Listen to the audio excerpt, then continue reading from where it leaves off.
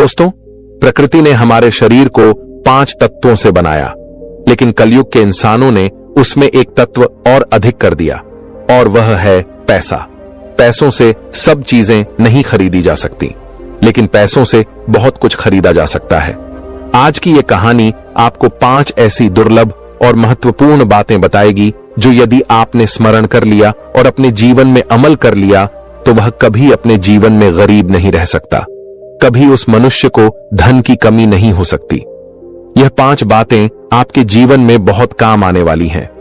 इस कहानी में एक वृद्ध पक्षी है जिसने बताया कि आखिर यह गरीबी रूपी अभिशाप हमें क्यों भोगना होता है। तो शुरू करते हैं आज की यह प्यारी सी कहानी। किसी जंगल में एक वृद्ध पक्षी और एक तोता वृक्ष में रहते थे। उन दोनों के बीच बहुत ही प्रेम था। तोता अक्सर दुनियादारी की बातें वृद्ध पक्षी को सुनाता रहता था। जब भी तोता का मन नहीं लगता था तो वह वृद्ध पक्षी से कहता था कि आज मुझे अच्छा नहीं लग रहा है, कोई ऐसी कहानी सुनाओ जिससे मेरे मन को शांति मिले और कुछ ज्ञान प्राप्त हो। ऐसी कहानी सुनाओ जिससे दुनिया के लोग कुछ सीख सके, क्योंकि ज्ञानी का धर्म है कि वह अपने ज्ञान से लोगों का भला करे, उनका मार्गदर्शन करें, उन्हें मुश्किल वक्त से निकलने का उनको रास्ता बताएं। तब वृद्ध पक्षी कहती है, हे तोता, मैं तुम्हें बहुत अच्छी कहानी सुनाती हूं। यह कहानी लोगों की गरीबी मिटा देगी, लोगों को धनवान बना देगी। तुम इस कहानी को ध्यान देकर सुनना। तब वृद्ध पक्षी तोते को एक बहुत ही ज्ञानवर्धक कहानी सुनाती है। वृद्ध पक्षी कहती है कि प्राचीन समय की बात है। किसी नगर में एक गरीब व्यक्ति रहता था। उस गरीब औरत के 6 बेटे थे। वह औरत इतनी गरीब थी कि 2 वक्त की रोटी भी उसे ठीक से नसीब नहीं होती थी। उसका और उसके बेटों का कभी ठीक से पेट नहीं भर पाता था। उसने अपने जीवन में कभी अच्छे वस्त्र और अच्छा भोजन नहीं देखा था। वह गरीब महिला अपने साथ अपने बेटों को भी लेकर एक साहूकार के यहां नौकरी किया करती थी, और साहूकार उसे नौकरी के बदले में प्रतिदिन 3 पाई जौ दिया करता था। वह 3 पाई जौ के दाने अपने घर पर लेकर आती थी, तब कहीं अपने लिए घर पर भोजन बना पाती थी। उन 3 पाई जौ के दानों से जो भोजन बनता था उसे उस गरीब महिला का और उसके बेटों का कभी पेट नहीं भर पाता था, क्योंकि उसका बहुत विशाल परिवार था। इसीलिए भोजन बहुत कम हो जाता था। परिवार के अधिकतर लोग भूखे रह जाते थे। वह महिला पर ही लिखी तो थी नहीं, और ना ही वो कभी अपने बेटों को पढ़ा पाई थी। इसीलिए कहीं ढंग का काम भी नहीं मिलता था। पेट पालने के लिए वह और उसके बेटे साहूकार का काम करने चले जाते थे। साहूकार की मजदूरी ही उसकी जीविका का साधन था। साहूकार भी बहुत चालाक आदमी था। वह जानता था कि इन अनपढ़ गवार को कोई काम तो देगा नहीं, और ना उनकी घर की स्थिति इतनी ज्यादा अच्छी है जो यह हर दिन बैठकर खा सके। इसलिए वह काम के बदले में केवल 3 पाई जौ देकर ही उन्हें बहला दिया करता था। संसार में आपकी कमजोरी का फायदा उठाने वाले बहुत बैठे हैं। जैसे बिल में रहने वाले मेंढक और छोटे छोटे जीवों को सांप खा जाता है, उसी तरह विरोध ना करने वाले को और कमजोर लोगों को धूर्त और चालाक लोग खा जाते हैं।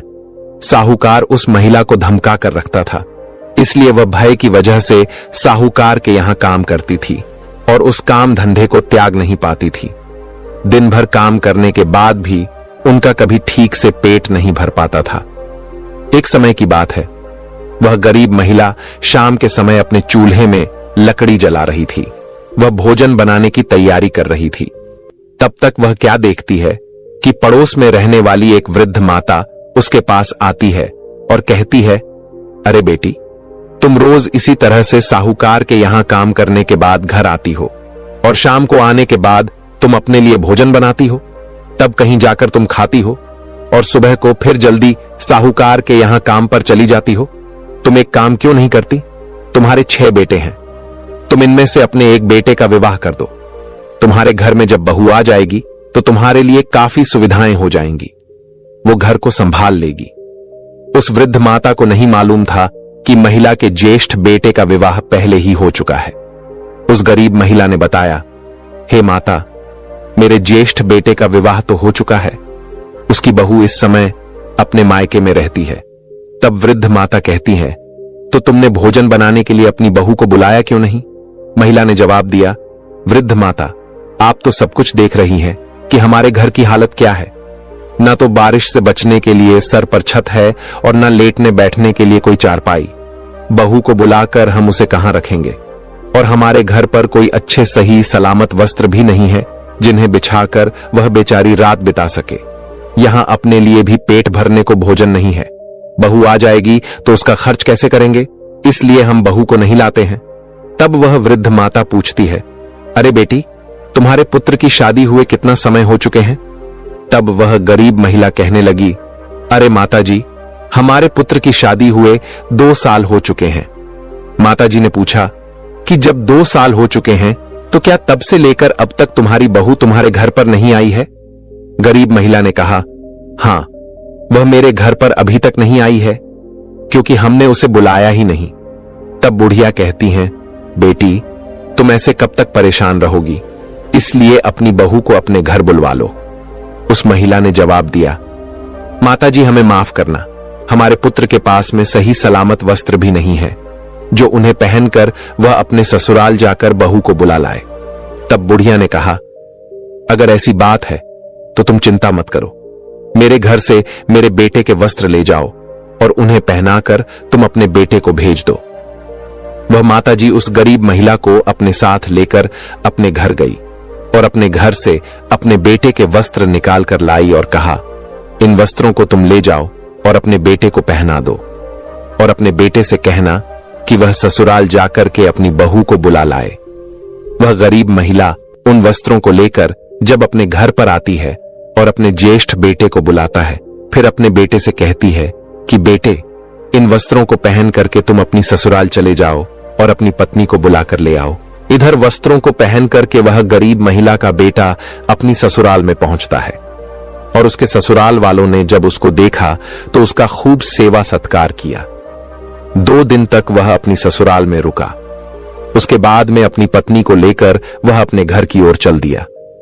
जब वह अपनी पत्नी को लेकर के अपने गांव के नजदीक आया तो उसने अपने गांव के पास आकर के विचार किया कि हमारे घर पर तो टूटी चारपाई है, हमारे घर की हालत बहुत खराब है।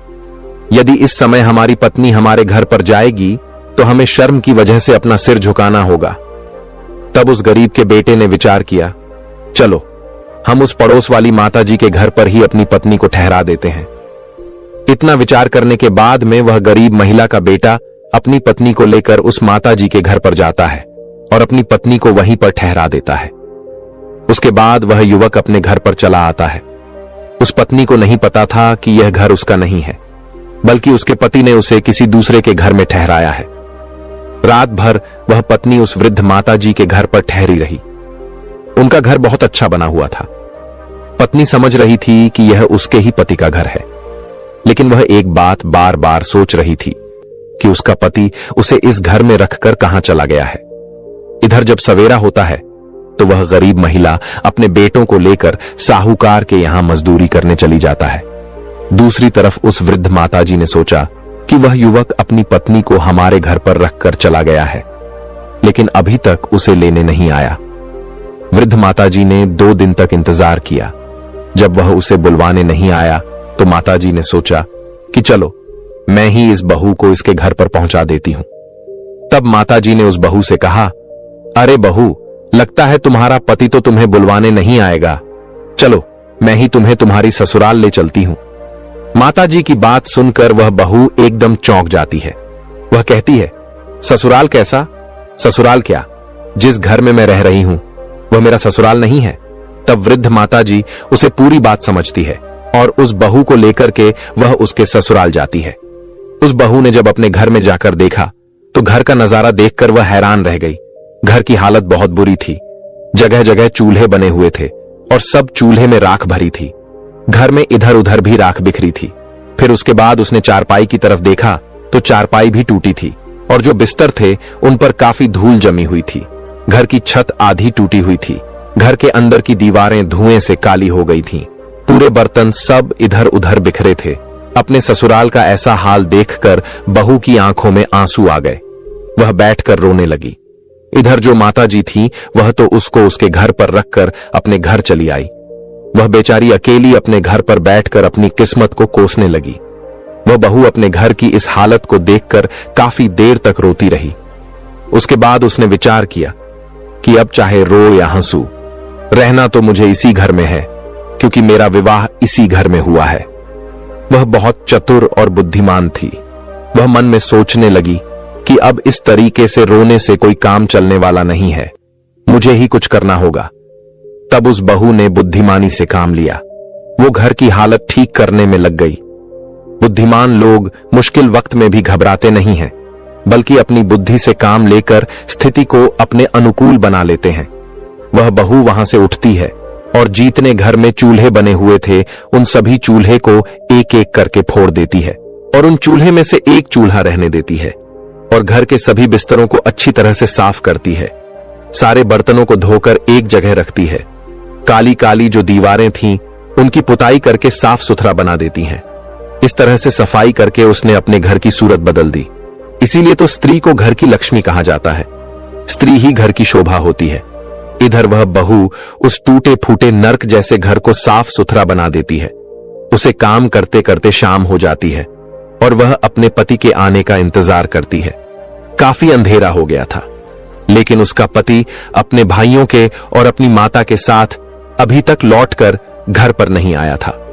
तो वह बहू घबराने लगती है और सोचती है कि मैं इस घर में अकेली हूं, मेरा पति अभी तक नहीं आया है, कोई दुष्ट आदमी मेरे घर में ना घुस आए। उसके मन में इस तरह की बातें चल रही थीं। तब वह क्या देखती है कि उसकी सास अपने बेटों के साथ घर के अंदर आती है। जब वह घर में घुसते हैं तो घर के अंदर का नजारा देखकर दंग रह जाते हैं। उसने देखा कि घर का तो हुलिया ही बदल गया है। वह अपनी बहू से जाकर पूछता है कि बहू, यह तुमने क्या किया? अपने घर में इतने सारे चूल्हे थे, तुमने उन चूल्हे को क्यों फोड़ दिया? तब वह बहू कहने लगी, मां जी, मुझे माफ करना, आज से केवल इस घर में एक ही चूल्हा रहेगा और सभी के लिए मैं भोजन बनाकर दूंगी। किसी को अलग चूल्हा में आग जलाने की जरूरत नहीं है।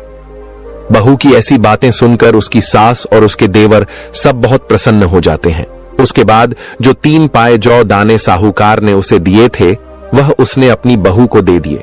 बहू ने उससे उनका भोजन तैयार किया और सबको भोजन कराया, लेकिन उस भोजन से उनमें से किसी का पेट ठीक से नहीं भर पाया। वह बहू 2 दिन तक तो इसी तरह से उन्हें भोजन बनाकर देती रही, लेकिन वह भोजन उनके लिए पर्याप्त नहीं हो पाया। जैसे ही तीसरा दिन हुआ तब उसने अपने सास से कहा कि मां जी, आप रोजाना उस साहूकार की मजदूरी करने जाती हो और वह साहूकार आपको रोज 3 पाइज के दाने देता है। उन 3 पाई जौ से हमारा गुजारा नहीं हो पा रहा है। आज आप साहूकार के पास जब काम करने जाओगे तो जब शाम के समय में साहूकार आपको 3 पाई जौ देगा तो उससे कहना कि इन 3 पाई जौ से हमारा गुजारा नहीं चलता है, हमें कम से कम 3 गुना जौ और दीजिए, नहीं तो हम कल से काम पर नहीं आएंगे। बहू की बात सुनकर वह गरीब महिला कहती है, अरे बहू, तुम नहीं जानती हो, वह साहूकार बहुत ही कंजूस और दुष्ट है।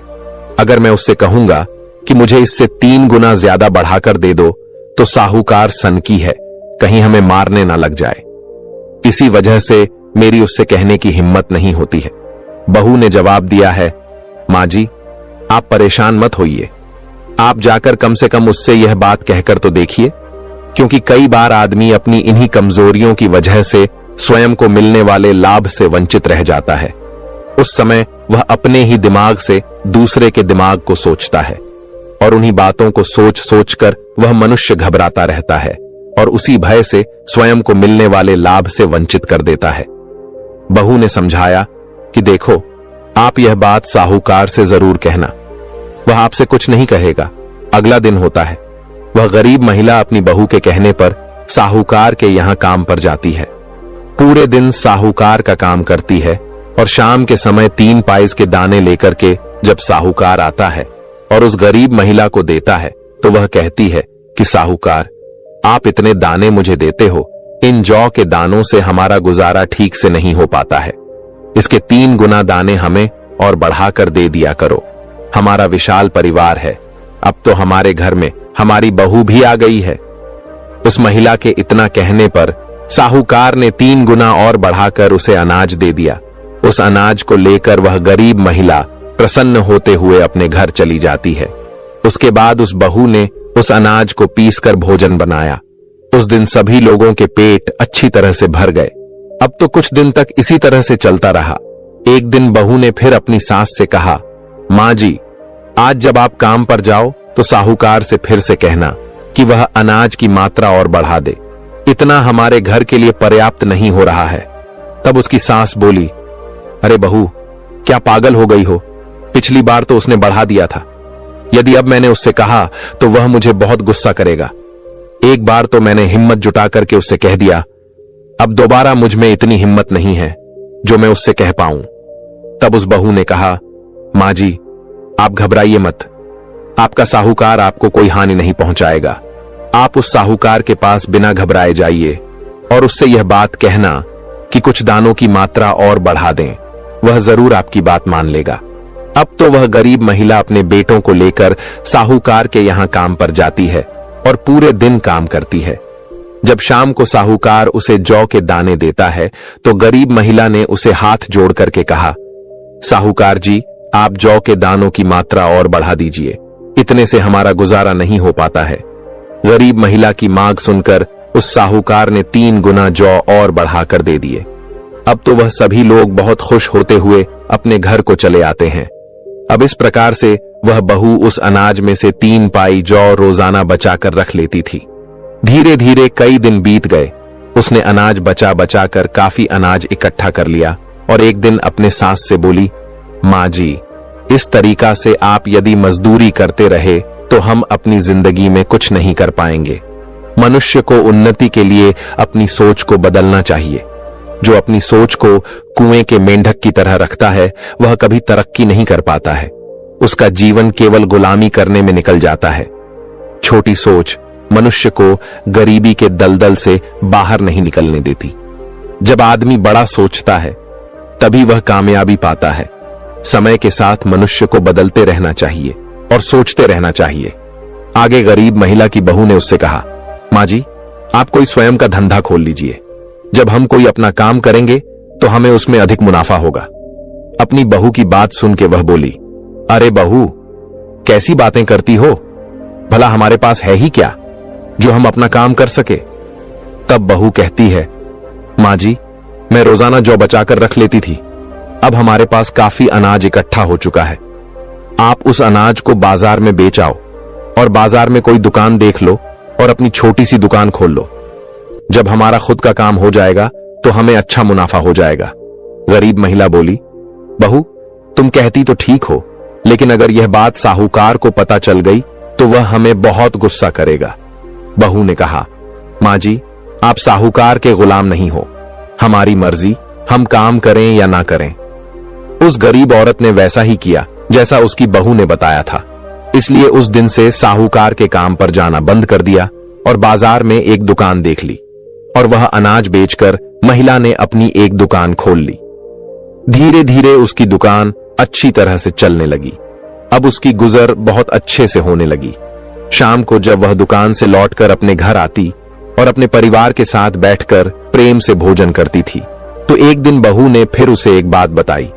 बहू बोली कि माँ जी, जब भी आप घर पर आया करो तो कुछ ना कुछ लेकर आया करो। अगर कुछ ना मिले तो आपको रास्ते में जो कुछ मिल जाए उसे ही उठा ले आया करो। ऐसा करने से घर में धन की वृद्धि होती है। आज से घर पर जब भी आओगे तो खाली हाथ नहीं आओगे। सास ने जवाब दिया, ठीक है बहू, हम आज से ऐसा ही करेंगे। इधर अगला दिन हुआ और वह गरीब महिला अपनी दुकान पर पहुंची।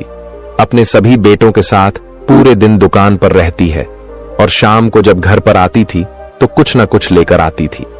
चाहे रास्ते में उसे एक कागज ही मिल जाता तो वह उसे ही उठा लाती थी।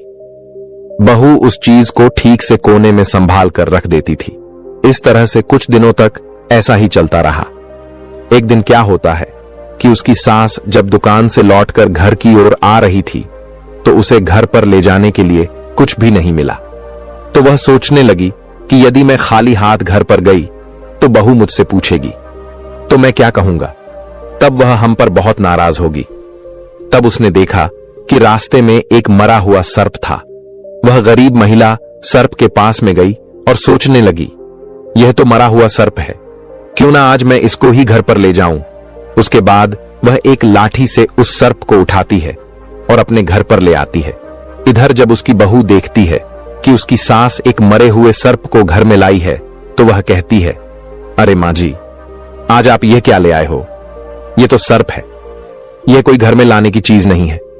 सास ने कहा है, बहू, तुमने ही तो कहा था कि कुछ ना कुछ लेकर आया करो, खाली हाथ मत आया करो। आज मुझे कोई वस्तु नहीं मिली, केवल यह मरा हुआ सर्प ही मिला था, तो मैं इसे उठा लाई। इसमें मेरी क्या गलती है? बहू बोली, कोई बात नहीं, इसे छत के ऊपर फेंक दीजिए। उस बहू ने उस सर्प को अपनी छत के ऊपर फेंक दिया।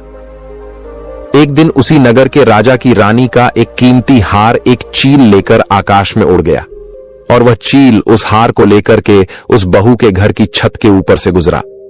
चील की नजर छत पर गई और उस मरा हुआ सर्प दिखाई दिया। चील जो कीमती हार लेकर आया था, वहां हार तो उसने छत पर ही छोड़ दिया और उस मरे हुए सर्प को उठाकर ले गया। इधर अगले दिन वह बहू अपने कपड़े सुखाने के लिए छत पर पहुंची तो उसकी नजर उस हार पर गई। वह उस हार को उठा लाती है और उस कीमती हीरे के हार को देखकर बहुत प्रसन्न होती है। उसने वह हार अपनी संदूक में छुपा कर रख दिया। इधर पूरे नगर में यह बात फैल गई कि रानी का हार चील लेकर चला गया। राजा ने पूरे नगर में घोषणा करवा दी और अपने सैनिकों को चारों दिशाओं में भेज दिया कि पता करो कि वह चील उस हार को लेकर कहां गया है। वो हार जिस व्यक्ति को मिल जाए वह तुरंत राज दरबार में पहुंचा दे। वह हार हमारी रानी का है, जो कोई उस हार को पहुंचाएगा उसे हम बहुत सारा इनाम देंगे। सारे शहर के लोग उस हार की तलाश में लग गए। इधर यह बात उस बहू को मालूम हुई कि रानी का हार बताने वाले को या पहुंचाने वाले को राजा साहब मुंह मांगा इनाम देंगे। लेकिन वह राजा कई दिनों तक इंतजार करता रहा कि कोई उस हीरे के हार को लेकर के आएगा, पर अभी तक किसी ने हार नहीं पहुंचाया। अब तो राजा को गुस्सा आने लगा। राजा अपने सैनिकों से और मंत्रियों से कहता है, जल्दी से पूरे नगर में यह खबर फैला दो कि वह हार अभी तक कोई लेकर नहीं आया है।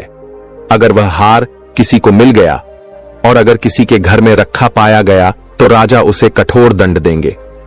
यह खबर उस गरीब महिला को जब पता चलती है तो वह अपनी बहू से कहती है, बहू, राजा का हार चोरी हो गया है। पहले तो राजा ने हार देने वाले को इनाम की घोषणा की थी, लेकिन अब राजा ने कहा है कि जिसके पास हार होगा उसे सजा दी जाएगी। बहू तो जानती थी कि वह हार उसी के पास है, लेकिन उसने अपने सास को नहीं बताया। बहू ने अपने सास से कहा कि मां जी, आप एक काम करिए, एक झूठ मूठ की पत्री लेकर राजा के दरबार में ज्योतिषी बनकर जाइए और राजा के सामने पत्री खोलकर राजा से कहना कि आपका कीमती हार आपके महल के पीछे कचरे के ढेर में है। बहू की बात सुनकर वह महिला घबरा गई और कहने लगी, बहू, तुम पागल हो गई हो क्या? अरे, मैं उस हार के बारे में जानती तक नहीं हूं। अगर मैं राजा के सामने जाकर झूठ बोलूंगी तो राजा मुझे दंड देगा। बहू ने जवाब दिया, मां जी, आप घबराते क्यों हो? मैं जो कह रही हूं आप उसे करिए। इस प्रकार से उस गरीब बहू की बातों पर उस महिला ने विश्वास कर लिया, क्योंकि आज तक उस बहू के बताए हुए रास्ते पर ही वह चलती आ रही थी। अब तो वह झूठ मूठ की ज्योतिषी बन गई और प्रथि पत्रा लेकर राजा के दरबार में पहुंच गई और राजा से कहा, महाराज, मैं एक बहुत ही विद्वान ज्योतिषी हूं। मैंने आपके हार का पता लगा लिया। आपका हार आपके महल के पीछे कचरे में है। राजा ने जब उसकी बातों को सुना तब राजा ने अपने सिपाहियों को बुलवाया और कहा कि जाइए, हमारे महल के पीछे जो कचरा है उसमें से हार को ढूंढिए। राजा के सिपाहियों के पहुंचने से पहले वह हार उस बहू ने राजा के महल के पीछे जाकर फेंक दिया और हार को फेंक करके वह चुपचाप अपने घर लौट गई। इधर राजा के सिपाही जब उस हार को ढूंढने के लिए राजा के महल के पीछे गए तो उनको वह हार मिल गया। वह हार लाकर के उन्होंने राजा को सौंप दिया। तब वह राजा उस गरीब महिला से बहुत ही प्रसन्न होता है और कहता है कि तुमने हमारा हार बता दिया है, इसलिए हमसे तुम कोई भी वरदान मांग लो। तब वह महिला कहने लगी, हे राजा साहब, आप हमें माफ कर दीजिएगा। हम अपने घर में जाकर के अपनी बहू से और अपने बच्चों से सलाह करने के बाद ही आपसे कुछ मांगेंगे। तब राजा ने कहा, ठीक है, जाओ, तुम अपने बहू और बच्चों से सलाह लेकर के आओ। अब वह गरीब महिला अपनी बहू के पास आती है और कहती है कि वह राजा मुझसे कोई इनाम मांगने के लिए कह रहा है, मैं क्या मांगूं? तब बहू कहती है कि मां जी, आप जाए और पहले राजा से आप वचन ले लेना, फिर उसके बाद में जब वह राजा वचन दे दे तब उससे मांगना। कहना कि महाराज, इस बार जब दिवाली आएगी तो किसी के घर में भी दिया ना जले, नगर का कोई भी व्यक्ति अपने घर में दिया ना जलाए, राजा से आप इतना ही मांग लेना। बहू की बात सुनकर वह गरीब महिला घबरा गई और कहने लगी, बहू, यह तुम क्या कह रही हो? यह बात सुनकर तो राजा मुझे फांसी पर लटका देगा। तब बहू ने कहा, मां जी, आप घबराइए नहीं, मैं आपसे जो कह रही हूं आप उसे करिए। अब बहू के बार बार आग्रह करने पर वह गरीब महिला राजा के पास जाती है और राजा से कहती है कि राजा साहब, पहले आप वचन दीजिए, तभी हम आपसे मांगेंगे। यदि आप वचन नहीं दोगे तो हम नहीं मांगेंगे। राजा ने वचन दिया और कहा कि आप जो मांगोगे हम वही आपको देंगे। तब उस महिला ने राजा से वही बात कह दी जो उसकी बहू ने बताई थी। इस बार दिवाली आ रही है और हमारी आपसे मांग है कि इस बार दिवाली पर नगर का कोई भी व्यक्ति अपने घर दीपक ना जलाए। पूरे शहर में अंधेरा रहना चाहिए, दीपक केवल हमारे ही घर में जलेगा। गरीब महिला की बात सुनकर राजा गुस्से से भर गया और कहने लगा, क्या तेरा दिमाग खराब हो गया है? मैं कैसे पूरे शहर में अंधेरा करवा दूं? गरीब महिला ने कहा, महाराज, गुस्सा क्यों करते हो? यदि आपको नहीं देना है तो मना कर दीजिए। काफी सोच विचार करने के बाद राजा ने कहा, ठीक है, हमने वचन दिया है तो हम अपने वचन को पूरा करेंगे। राजा ने पूरे शहर में मुनादी करवा दी कि इस बार दिवाली पर कोई दिया नहीं जलाए, केवल इस महिला के घर में ही दीपक जलेगा। अब वही होता है, और जब धनतेरस आती है तो किसी के घर में एक भी दिया नहीं जलता है, केवल उसी महिला के घर में उसकी बहू दीपक जलाती है। इधर जब शाम के समय माता लक्ष्मी रिद्धि सिद्धि को अपने साथ लेकर उसी नगर में आती है तो माता लक्ष्मी ने देखा कि आज पूरे नगर में, पूरे शहर में अंधेरा ही अंधेरा है। माता लक्ष्मी ने रिद्धि सिद्धि से कहा, भला यह क्या बात है? तब रिद्धि सिद्धि ने माता लक्ष्मी को सारा हाल बताया। माता लक्ष्मी वहीं रुकती है जिस घर में प्रकाश होता है, जिस घर में प्रेम होता है, जहां लड़ाई झगड़ा नहीं होता, जहां शांति होती है, जहां पर उजाला होता है। अब लक्ष्मी रिद्धि सिद्धि को अपने साथ लेकर पूरे शहर में प्रकाश ढूंढने लग जाती है। प्रकाश को ढूंढने ढूंढते जब माता लक्ष्मी आगे को बढ़ी तो वह क्या देखती है कि उसी गरीब महिला के घर में घी का दीपक जल रहा था और उसके घर वाले सब सो रहे थे।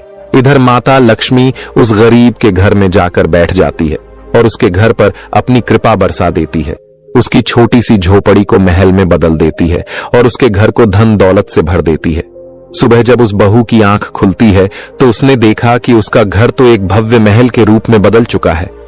उसने अपने पति और देवर को जगाया तो सब लोग यह देखकर बहुत प्रसन्न होते हैं। उनकी आंखों में खुशी के आंसू छलक आते हैं। इधर जब दिवाली समाप्त हो जाती है तो बहू ने अपने सास से कहा, मां जी, आप राजा के पास चले जाइए। पूरे नगर में दिवाली ना जलने के कारण राजा बहुत गुस्से में होगा। राजा से कहना कि हमारे नगर पर बहुत दिग्गज विपत्ति आने वाली थी, सो अंधेरा होने के कारण वह विपत्ति टल गई। गरीब महिला ने वही किया, वह राजा के दरबार में गई। उस समय राजा बहुत ही क्रोध में बैठा था। गरीब महिला ज्योतिषी के भेष में हाथ जोड़कर कहने लगी, महाराज, हमें माफ करना।